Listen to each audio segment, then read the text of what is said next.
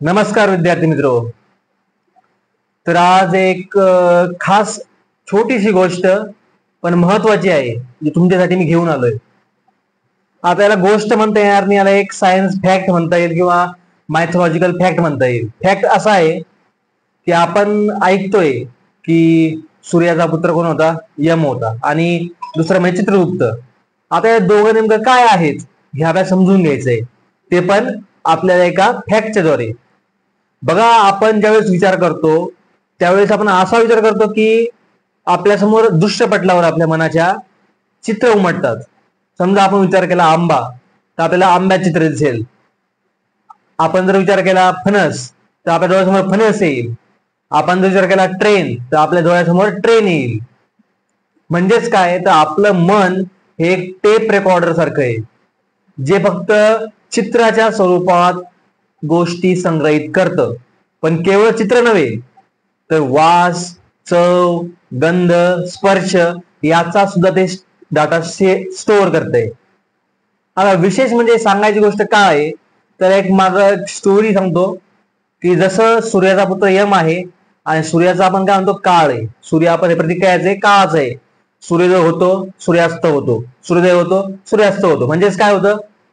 काळ बदलत राहतो आणि काळाच्या ओघात आपलं वय वाढत जातं. तसंच आपलं मन आहे. मन आपल्या सबकॉन्शियस माइंड मध्ये प्रत्येक गोष्ट स्टोअर करतं. काही ठिकाणी सायकोलॉजिकल मेथड मध्ये असं दाखवण्यात आलंय की ज्यावेळेस तुम्ही हायप्नोटाईज होतात आणि त्यावेळेस तुमची थेरपी चालू होते. जर तुम्हाला 3ऱ्या वर्षी दम्याचा त्रास असेल, जर तुम्हाला 5व्या वर्षी एखादा आजार झाला असेल, त्या स्टेज मध्ये नेलं तर त्यावेळेसचा आजार संभवतो, म्हणजे दृष्टिनाश होतो. हे कशामुळे येतं? मन हे आपलं चित्रपट आले. म्हणजे चित्रगुप्त दुसरा कोणी नसून हा कोण आहे? आपलं मन आहे.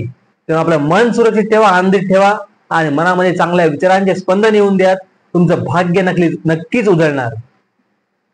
खरं म्हणलं तर ह्याचा एक फॅक्ट असा आहे की तुम्ही परीक्षेच्या दृष्टिकोनातून विचार केला तर बहुतांश विद्यार्थी परीक्षेला घाबरतात. मग घाबरल्यामुळे काय होतं? तुम्ही कितीही अभ्यास केला तरी पेपरला ऐन वेळेस तुम्हाला आठवत नाही. का? तुमच्यात ती एक सायकोलॉजी एक तयार झाली की तुम्ही परीक्षेला घाबरताय, परीक्षा द्यायला घाबरताय. मग याचा परिणाम काय होतो? तुमच्या मार्कांवर होतो.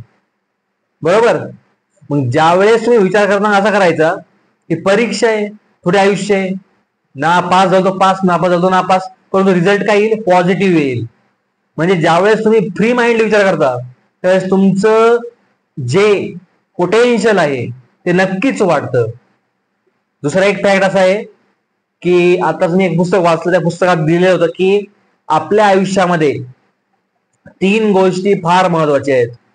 एक म्हणजे आपलं परिस्थिती, एक म्हणजे आपला वेळ आणि दुसरा म्हणजे आपला दृष्टिकोन. वेळ ही प्रत्येक दुःखावरचं एक बँडेज आहे. ज्यावेळेस आपल्याला दुःख येतं ते वेळेनुसार निघून जातं. चांगली वेळही थांबत नाही आणि वाईट वेळही थांबत नाही. त्यामुळे आपण स्थित प्रज्ञ होऊन विचार केला पाहिजे की आपल्याला नेमकं करायचं काय. दुसरी गोष्ट म्हणजे परिस्थिती. आता परिस्थिती नेहमी सारखी नसते. काही वेळेस पैसा येतो, काही वेळेस पैसा नसतो, काही वेळेस धन येतं, धन नसतं, काही वेळेस विद्या येते, काही वेळेस विद्या नसते, काही वेळेस आपण भ्रमिष्ठ होतो. परंतु ही वेळ सारखी नसते. माणसाला जर पुढे जायचं असेल तर त्याला त्याच्या सद्गुणांद्वारे पुढे वाटचाल करायला हवी. विद्यार्थ्यांनो, हे आतापर्यंत तुम्हाला मी सांगितले अर्थ काय? तर जे आपण विचार करतो तसं आपण बनतो. मन हे चित्रगुप्त आहे. आपण काय म्हणतो? चित्रगुप्त हा आपलं नशीब लिहितो, पण तसं नसतं. ज्यावेळेस आपलं मन चांगला विचार करेल आपल्याबद्दल, आपल्या परिस्थितीबद्दल, आपल्या सराउंडिंग बद्दल, आपल्या भविष्याबद्दल, त्यावेळेस निकाल अगदी 100% योग्यच लागेल. बरोबर?